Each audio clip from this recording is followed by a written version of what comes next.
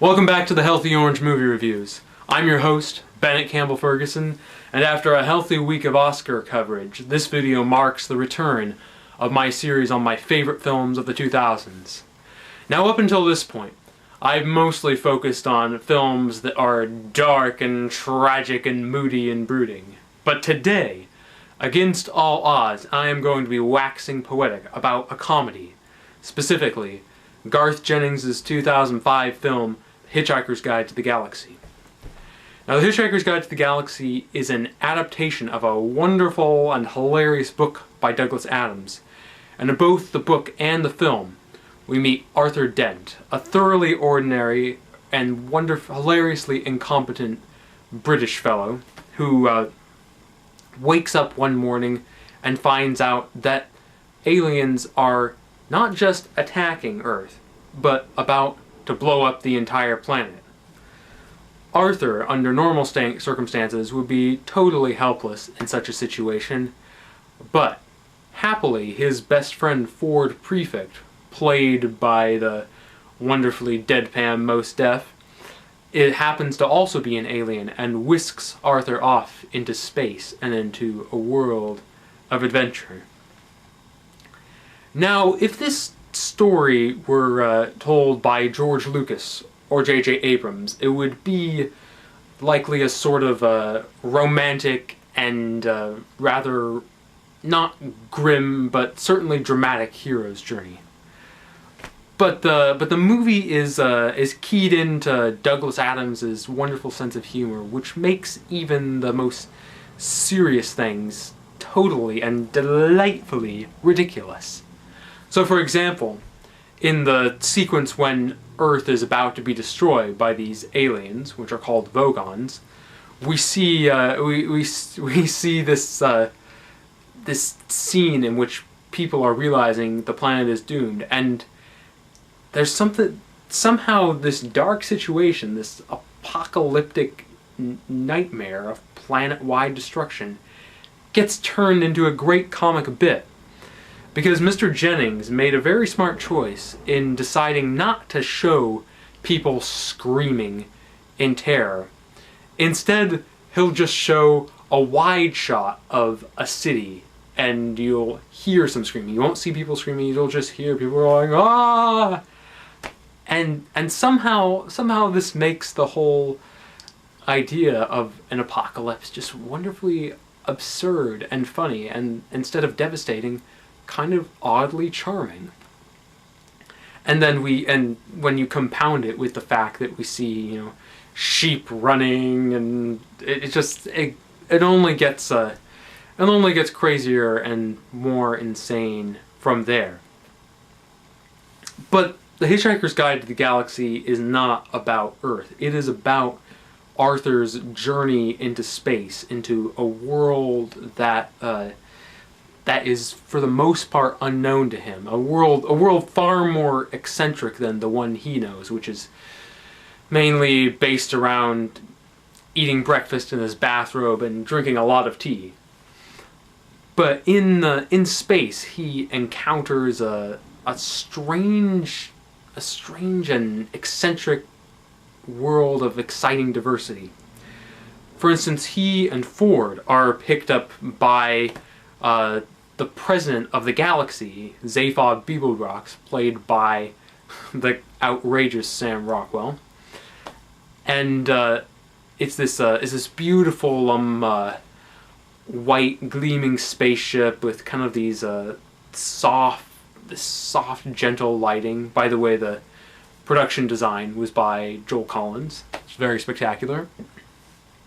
And but when we get on the ship, Arthur and Ford become enmeshed in Zaphod's quest, which is, drumroll, to find the ultimate question of life, the universe, and everything.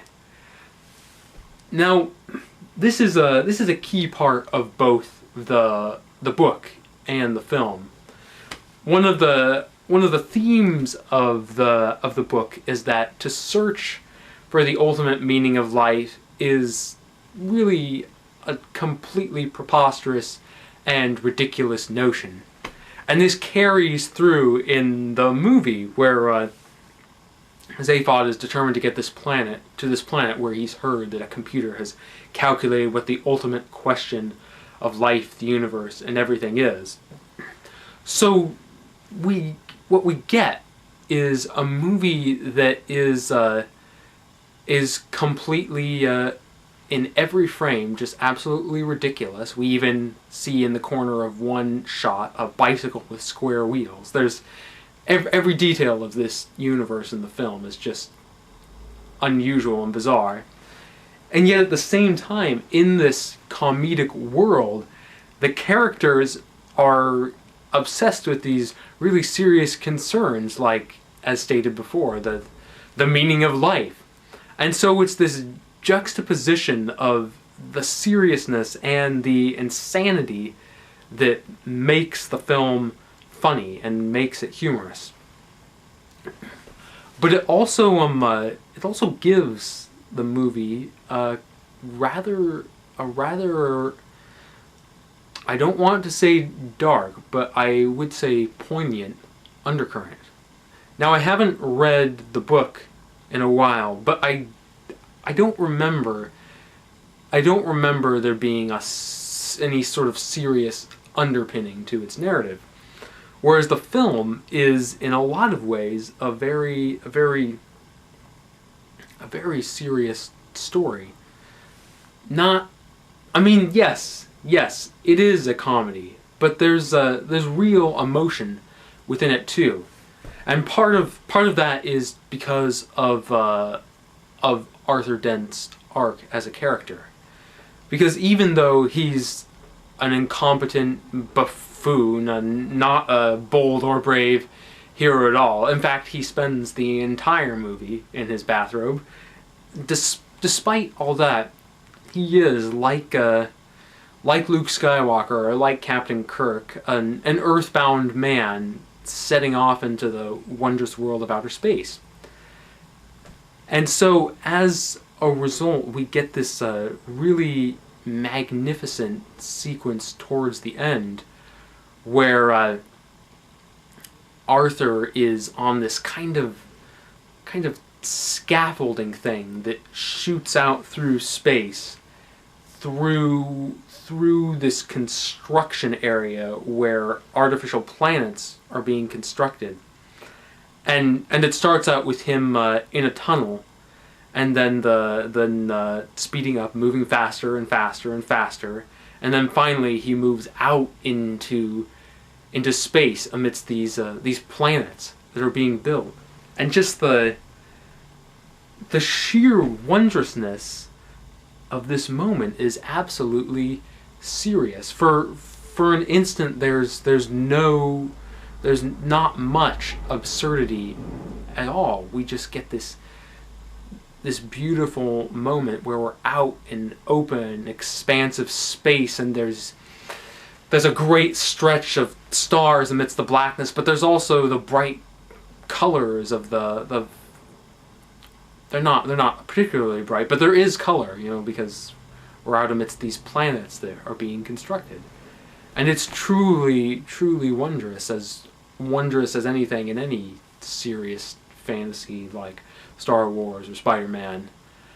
And so the kind of that wondrousness gives The Hitchhiker's Guide to the Galaxy as a film, gives it some dramatic heft.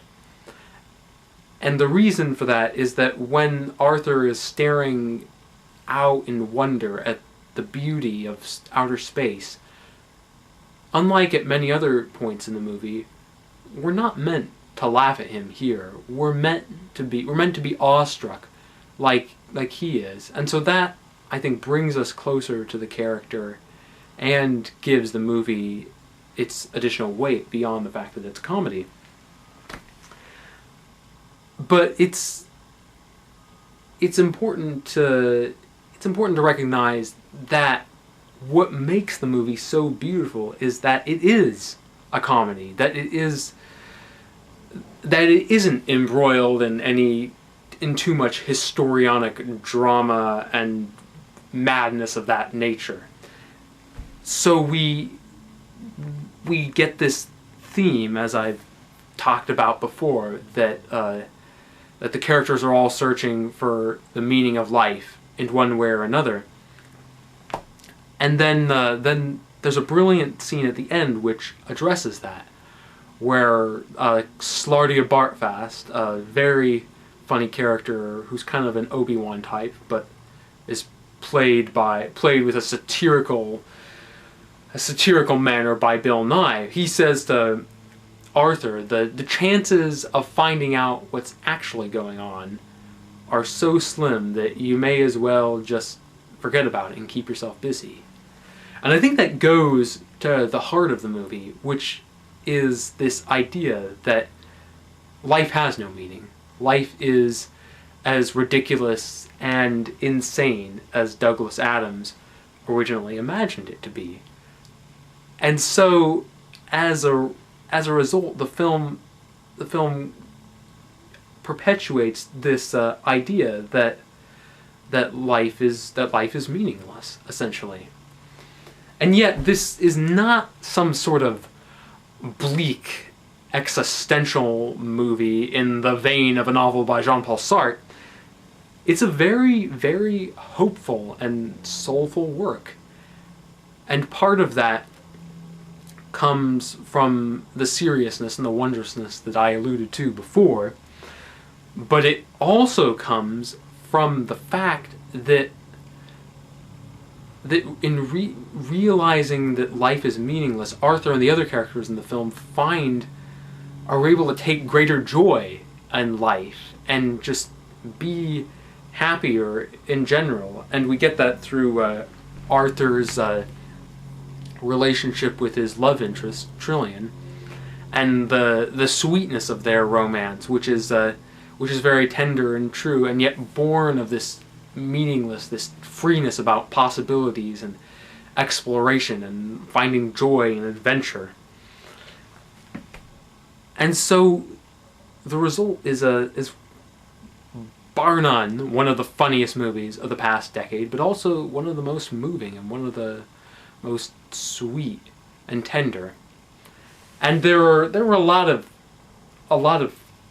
things I could allude to sum that up and explain why. But I think the best way is to tell you about this one scene where Arthur and Trillian and Zaphod and Ford are on this spaceship, and they're staring out the window, and for a second oh God, what was the cinematographer's name? Who did the cinematography? Oh, I remembered. Igor Jadoualio. He pulls the camera back outside the spaceship in this wide shot, and we see Arthur and friends standing in there staring out the window, and kind of seeing them from outside the ship, seeing them on the other side of the window, and only vaguely hearing the voices inside, emanating through the glass. It brings this kind of serenity, this beauty, this solemnity amidst the silliness. And it's the solemnity and the silliness working together that makes this movie unique, makes it worth watching. And in the end, it's because of that you leave the movie feeling not just awestruck at its brilliance, not just awestruck at the magnificent spectacle created by Garth Jennings or the wonderful writing by Douglas Adams, who did the first draft of the screenplay himself, and then Kerry Kirkpatrick, who took over for him, and not just because of the hilarious performances by Martin Freeman as Arthur, Zoe Deschanel as Trillian, Sam Rockwell and Mos Def as Zaphod and Ford. But what you leave the movie admiring all those people, but at the same time just being happy, being being moved, but also just laughing with ridiculous and wondrous and beautiful glee. And on that note, I think I will conclude this little expedition into the wonderful world of The Hitchhiker's Guide to the Galaxy. But I will see you guys again in a week, in which I will be talking about Sofia Coppola's Lost in Translation. And if you don't know me, you should know that I am going to have a lot to say about that one. So, peace out, see you soon.